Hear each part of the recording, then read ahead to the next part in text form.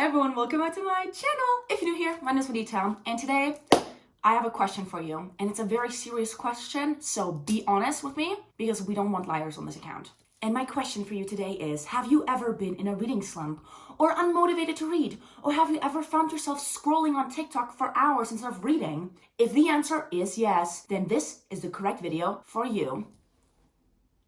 Yeah, as you can tell by the title already from this video, today I'm going to be giving you tips and tricks to get out of reading slumps or to get motivated to read again, because let's be honest, I feel like we all have been in some kind of reading slump. And honestly, I've been unmotivated to read as well a couple of times just because I've read so many bad books in a row that I was just like, I want to give up on reading. I never want to read again. We don't do that here though. We always want to read. So today I'm going to give you, I think, how many tips do I have? 20 tips. And there is a specific order to these tips, okay? We're starting off with the ones that help me the most and go to the bottom with the more generic ones. And as I just said, since these are in the order of what helps me the most, some of them might not help you, but you know what? Just try them out. Try them out and maybe they will help. Just brain trick yourself into thinking that these will help you. So take notes, everyone. Write this stuff down and be ready and get motivated to read. The first tip is going to be very controversial because for some people, this does not work, but for me, this is really important. And that is, do not read on your phone, okay? If you are like me and you have your notifications on, the moment you get a notification while reading, you will go off the app and you will be on TikTok scrolling for hours and not reading. And we do not want to do that. We do not want to get tempted by the phone. No, we put the phone far away and we put it on silent, maybe even on sleep mode, and we read with a physical book in our hand, or if you do not have the physical book, with a Kindle. That is always also a great substitution instead of a phone because you're still reading online, you're still reading on an electronic device, but it's not your phone, which means there's no social media on there to get distracted by. And I think our biggest enemy is TikTok. Like TikTok is fighting with us, and TikTok is the barrier that we have to get out of reading slumps. Like I already know you will go onto TikTok. Don't even lie to me, okay? So don't read on your phone. Number 2, 2, is probably more for our delusional girlies out here because I would like to consider myself very delusional at times. And this is why this helps me so much because I like to romanticize reading to the next level. I want reading to be a vibe, an aesthetic, and I hate those words, but I also just, like, I don't know, I want to feel like I'm the main character in a book while I'm reading. I want to be the bookworm main character of a romance novel, and that's why reading has to be such a vibe and romanticized to me. And I wrote down a few things that help me to get into the reading vibe, and that is 1, have a fancy drink with you. For me, it's either a really nice coffee or my favorite tea. I love, as we all know, Vintatom. Best tea out there, because in my head, readers have to have a fancy drink with them. Like it's either you're a reader girl with coffee or you're a reader girl with tea. Like there's no other way. And on top of that, you need to find a reading spot, a reading corner. Don't read at the desk that you study on. I feel like that ruins everything right away from the beginning. You need to find a comfortable place to sit where you want to read. So for me, it's either I will go to the park, have a nice little picnic blanket, and I sit against a tree. And you know, I'm not like other girls. I'm the main character. I'm sitting there alone in the park with my book and a tea maybe and some cut up vegetables, we don't know. But overall, it needs to look super cute and super pretty, and then you will want to read. Or read in bed at night. So what I like to do is you snuggle into your bed, you put on some blankets, you have your nice hot tea with you next to you, and you put on one of your little lamps and maybe some classical music in the background, and it just all fits together. There's also other places, like for example, 1, go to a public library and sit on the floor against a shelf. To me, I don't know, seems like a vibe, seems like an aesthetic. Or just go to a cafe, order a coffee, and sit in one of those nice, comfortable, giant chairs and just sink into it and read for like 20 minutes, which is already enough. Or read in your car. I think reading in a car is so nice. It's such a nice, like comfortable place where you're all by yourself and it's quiet, no one is annoying you, and you can go wherever you want to. For example, drive into the forest. I'm sorry, if I were to live closer to a forest than I do, I would drive there every day with a car to read because it would fit so perfectly together. Or drive to a lake and just have a nice view while reading. When everything around you is nicer while reading, reading will be a lot more fun. So that is a very crucial step. And then tip 3 is something I think is one of the most helpful tips because it motivates you from the beginning just because you're excited. And excitement leads to motivation. And that is when you're in a reading slump, go to a bookstore and buy one book and then read that book that day. But don't just buy a book that you saw online, like on TikTok or Instagram as a recommendation. No. You go into this bookstore for, let's say, an hour or half an hour, and you pick out multiple books that sound interesting by the title, and you read the back. You have to read the backs, the blurbs of the book, and then you pick out the one that sounds the most interesting to you, because we often do not read the blurbs anymore of books. I'm guilty of this too, but to me, the steps you take before reading are very crucial and important. So when you go to a bookstore and you find one book that sounds just so interesting from the back and you just want to find out all the secrets and all the shocked moments, you will want to read it. You start reading and you read however long you can, 20, 30 minutes, maybe even an hour. Maybe you even read the entire book in one sitting, I don't know. Buy the book before you read it. Another thing that really helps me to get motivated is watching edits on TikTok or Instagram of the characters of the couple, listening to the playlists that were like specified for the book, or even looking at fan art, because then you already have had a few sneak peeks into the world that you're going to enter. And if all of those are really interesting, you will want to read the book even more. For example, for me, I often do not want to read specific romance books or fantasy books because I'm just like, ugh, they sound so boring. I don't want to read them. But then I see a TikTok edit on them and I'm like, okay, I'm going to read this tomorrow now, because why did this TikTok convince me by the aesthetic and vibe and the characters and the quotes that this will be the best book I've ever read? Same with fan art. If the fan art is cute and good, you're like, oh my god, why do I kind of want to read about him or her? Like, that happens to me so often where I've seen fan art, I'm like, ooh, who's this? And then I obviously read the caption, I'm like, which book is this from? And then I find the book and I'm like, oh my gosh, I'm gonna have to read this now because this man is in there. I'm gonna have to read about him. And that's what I do then. And it gets me motivated, it gets me excited. I have a lot of anticipation inside me for the book. Tip 5 is, this might not work for everyone, but it helps for me, and that is play classical music or just instrumental music in the background, like very quietly.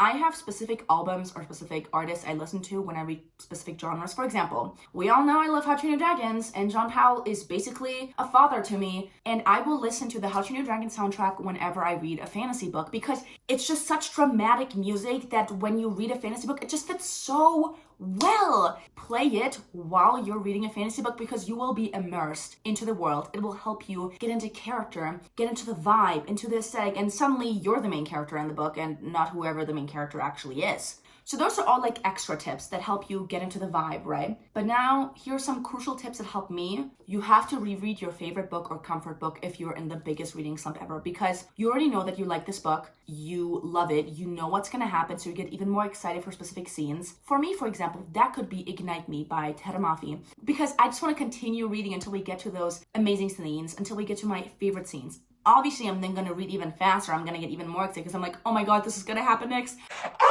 Another book that I would reread often is the Fighter Sen series by the Bookaholic on Wattpad. I love those books so much. They're like boxing, cliche romances. They're so dramatic that you're just invested the entire time. It's like watching reality TV shows, but just reading them as a book. And it helps me then overall afterwards when I pick up a new book that I haven't read. So if you have a book that makes you feel super excited, super happy, and is like a comfort read of yours, you should read that just to get some reading done. And then the next one is also for my delusional friends, and that is have an imaginary reading buddy. On YouTube, you know, there's like a lot of videos that are like the study with me, and it's like 3 hours of a girl sitting in the library studying, and then you play it and you're gonna study yourself. There's things like that for reading too. I know Jack Edwards has one, Dakota has one, and I've watched both of them while reading. Those really help because you have someone reading with you. I know it sounds very stupid and you really have to get into it. If you cannot picture yourself watching a video and reading at the same time and like not watching the video, just playing next to you, do not do this because you're gonna think it's like weird. But to me, this is really helpful. Yeah, it's just another way of having like someone read with you and to get motivated because you're not reading alone. And then the next few tips I have are for when you're already reading so you don't get unmotivated again while reading. Number 1, do not check how many pages are left in a chapter, because most of the times you're gonna get disappointed by seeing that there's 10 more pages in the chapter and you're like, oh my gosh, I will never reach the end of this, because obviously long chapters still exist. We all love short chapters more because of the satisfaction we feel when we finish a chapter, right? So please do not check how many pages are left. Don't do it. Resist. The same goes also for like checking how many pages are left in the book. If you have read 50 pages, do not go and check how many pages the book has, because if the book has like 600 pages, you're gonna be like, oh my gosh, I literally have read nothing, even though you have already read 50 pages. Do not check anything related to how far you are in the book. You will get disappointed. It's facts. The only thing that you can really focus on if you want to is, I think, time. So for example, set yourself a 30-minute timer and then read. But all of those things that I've just talked about, like checking how many pages are left in a chapter, checking how far you are into a book, checking the time, those are all signs, to me at least, that you're not liking the book, that you're not that invested into the book, that you're kind of bored. Why would you check the page numbers if you're really invested? You don't even have time to check because you just want to continue reading. So if you're reading a book and it's actually really boring and you're constantly dragging out that you have to read it and you're checking how far along you are, how much time you have left, DNF.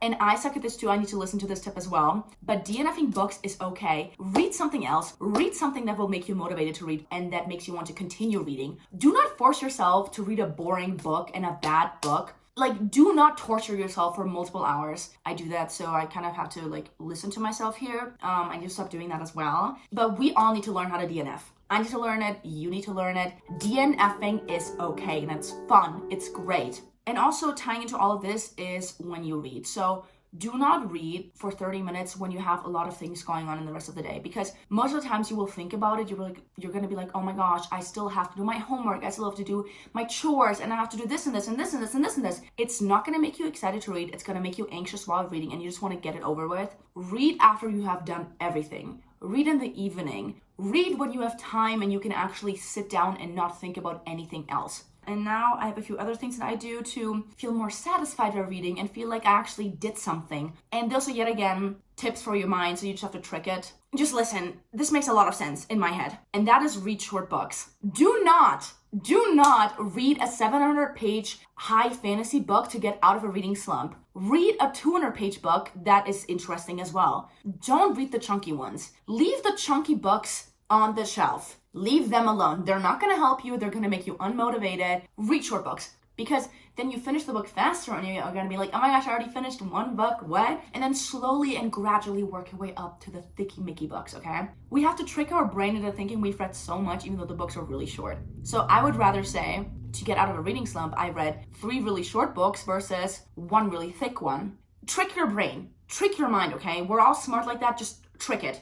You got this. And then tying into that is also read easier books. So for me, that's like reading YA books, reading standalone books as well, because then I don't have to worry about the entire series. Like, I'm already unmotivated to read the Brandon Sanderson King of Something series because it's like 12 books. I'm already unmotivated just by knowing it's 12 books. But if I see a standalone by Brandon Sanderson, I will read that instead, because 12 books, 1 book. Why would I pick this to get out of a reading slump? It makes absolutely no sense. I will pick the one.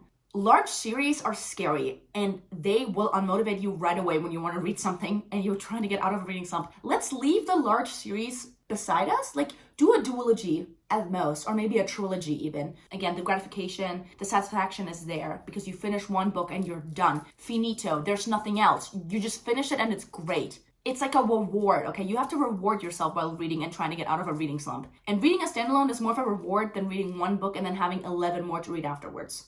So, as I said, you can read your favorites, but also easy YA books and easy books in the genre that you're in love with, if that makes sense. So for thrillers, read Confessions by Kanemi Natsu, for example. Then if you're a YA girl and you want to read an easy YA book, read Casey West books. They're so cliche and basic, they're great for getting out of reading slumps. Read The Upside of Falling. Perfect Addiction by Claudia Tan, which is like a Wattpad published book. It'll help you, I'm telling you. I promise. Trust me.